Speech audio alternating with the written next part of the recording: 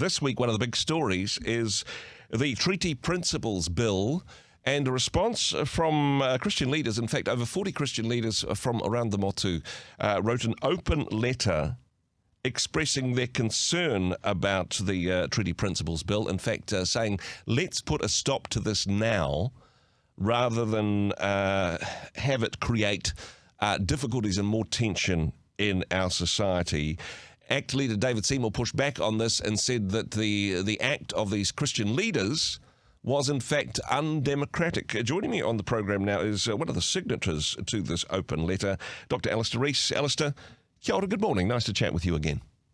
Kia ora, Andrew. Thanks for having me on. So what inspired you to say, yes, this is something I want to put my name to? What inspired you to say, yes, I want to be a part of this open letter? Just first, at 400 signatories, Andrew, not 40. Sorry. Lost a decimal point there. Yeah, sorry about that. Yeah, sorry to be pedantic about that. It's important. But quite a difference in number. So that's an important question. Let me read. I put a couple of sentences along with my signatory on that, and I said, it would have been more socially responsible if the drafters of this treaty bill had experimented with their iconoclastic interpretations elsewhere. They are like those who pick the scabs on an unhealed wound, exposing our nation's scars to further infection and the wounded to further trauma. Wow. So one of the reasons why I put my signature to it, Andrew, is not to shut down dialogue as has been claimed, but I just felt that this was the totally wrong context for the dialogue to take place. And it's not ahistorical, it's not acontextual. So this discussion in Parliament, or this attempt to bring a bill through, which I call iconoclastic for various reasons, is in the context of our wounded nation. So since the signing of the treaty in 1840, it's been nullified, vilified, dishonoured, and since 1975, 1985, it has slowly emerged as a reconciliatory possibility again, and the churches have slowly been endorsing that.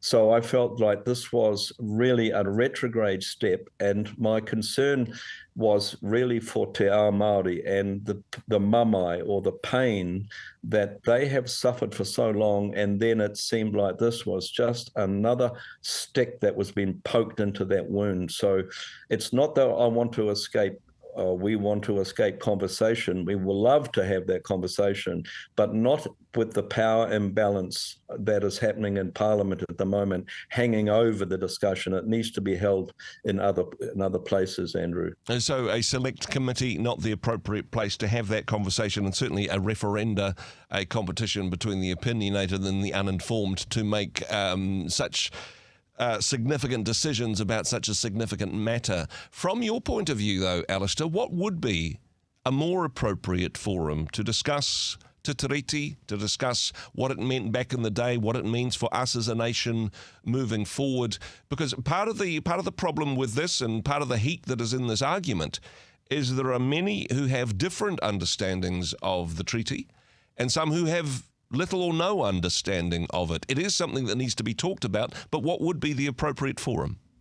I think that's a really good question. And one of the things that I would address is this is a place where political leadership really needs to take place, Andrew.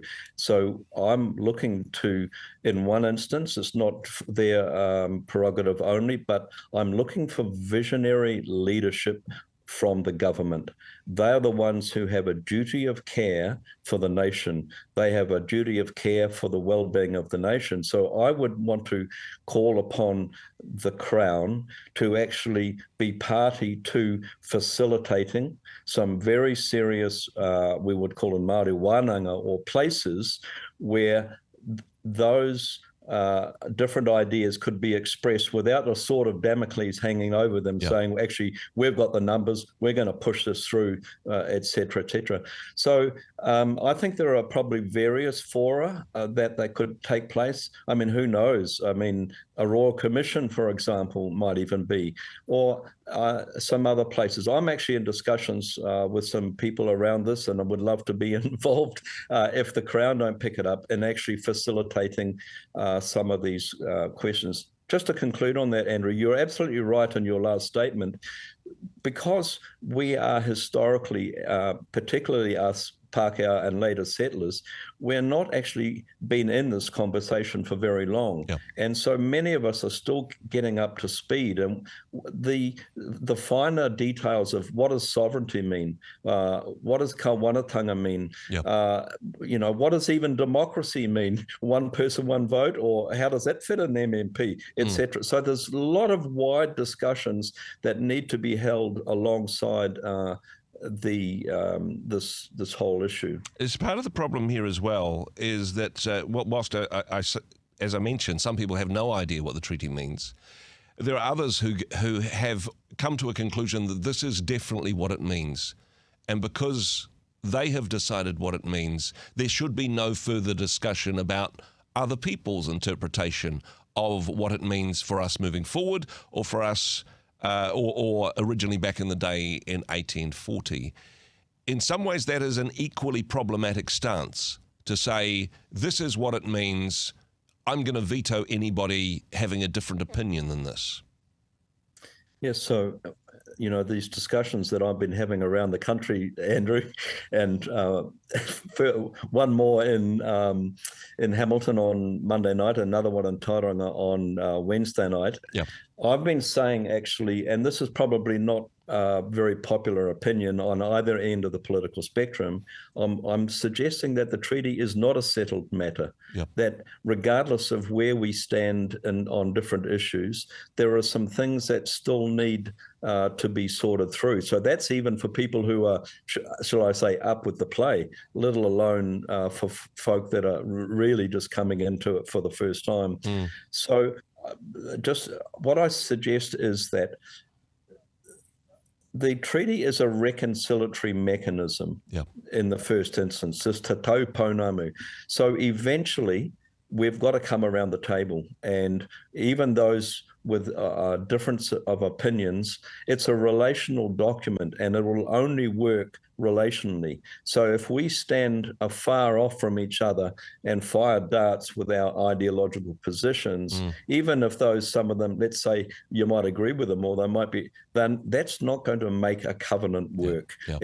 It's only going to work when we look face to face with each other and see the people and then actually acquiesce to one another, and we can make it work in that way. There's going to be compromise involved. There's no doubt about that. One of the concerning responses, I suppose, well, part of the concerning response from David Seymour on this open letter from church leaders, over 400, I'll get it right this time, church leaders, is his dismissal of whether or not the church had anything to say on this matter. I mean, he seems to be quite dismissive of the church generally, and saying, hey, we're going to have this discussion. It's none of the church's business. For them to interfere with this is inappropriate or undemocratic. What would be your response to that view, Alistair? I'd have two responses, Andrew. Firstly, I asked the question, is that a theological question or statement he's posing? And if it is, I understand that actually for some churches that is a deep theological issue. What has Athens to do with Jerusalem? Or, what has the church got to do with politics? So those are questions that each Christian or church person or leaders, they need to grapple with. And my own position obviously is clear that I think that it's the prophetic task of the church to hold power to account and to speak into those places. So I've worked through that personally, and I believe there is no sacred secular divide around those two things. And to be fair, I suppose, sorry to interrupt, but I think to be fair, yes, 400 signatories and some very esteemed and well-qualified theologians there. But this letter isn't a representative of all of Christianity or all of the views of all of the people that attend those churches necessarily. This is an agreement by a group of individuals. It's not a thus saith the Lord, job done, all Christians need to get in line behind us. No, I would call it, though, a kairos document. Okay. I would call it, let's speak biblically or theologically again, Andrew. Mm-hmm. I would call this a prophetic statement that Paul the apostle calls us all to judge and to test. Yes. We test the spirit of it. So that's you're absolutely right. And people are totally within their rights to test this letter and see, in their view, does that carry the imprimatur of the spirit in it, or does it not? And that's obviously, before God. That's the decision. That's the right that we all have to choose whether we say yay or nay on any of these things. Sorry, I interrupted before. I think you were going to make a second point on the way forward. Sorry, Alistair. Oh, it's just on the point of David's saying this is not democratic. Well, I think it's completely democratic for people to express their views and express their voices. So even outside of theology, I would think that just on a pure liberal political spectrum, it's quite within anybody's right to respond to something that they see happening within the parliamentary political realm. Allow me to be naively optimistic for a moment, if you can. Because, like you say, this is something that we need to discuss, and a select committee isn't the place for that, and certainly a referenda isn't the way to retroactively apply what was meant back in the day.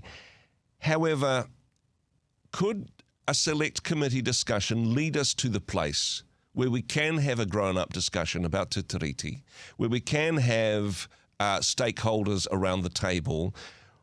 Can we, from a select committee, have political leadership that points to perhaps a royal commission on this one? Because unless this issue is dealt with, it will continue to be a political football. It will continue to be something which, I mean, as you said at the beginning, causes division and re-wounding for people who are pretty hurt by this process so far. Could there be an optimistic outcome where select committee leads to something deeper and more robust that could lead to that reconciliation you're praying for?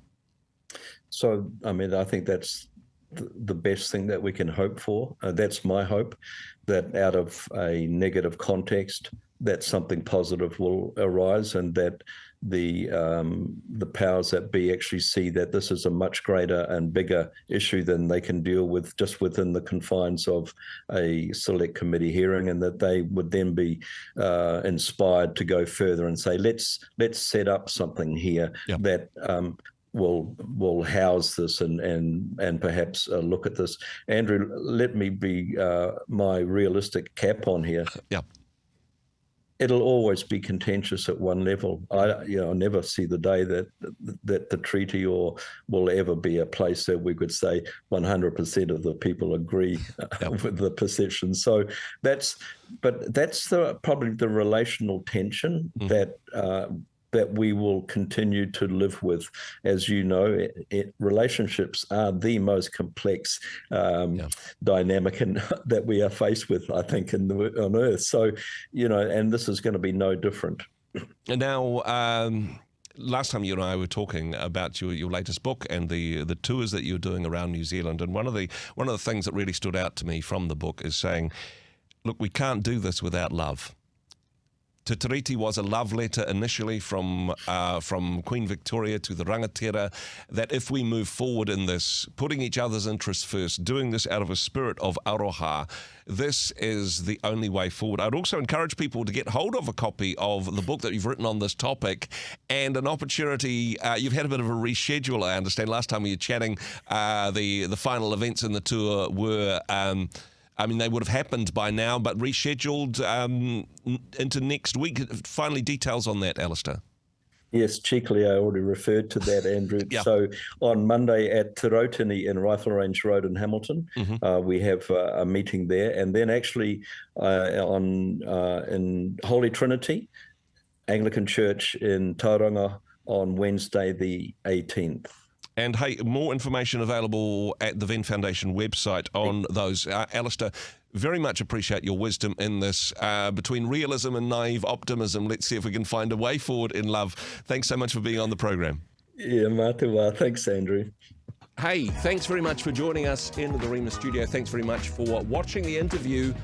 It's kind of nice to have an audience, actually. And if you did like what you watched, then do give us a like, do give us the thumbs up. And if you'd like to see more interviews like that one, or perhaps even better, subscribe and those interviews will come straight to you. Don't forget to turn on your notifications, and we'll see you in the next one. Cheers.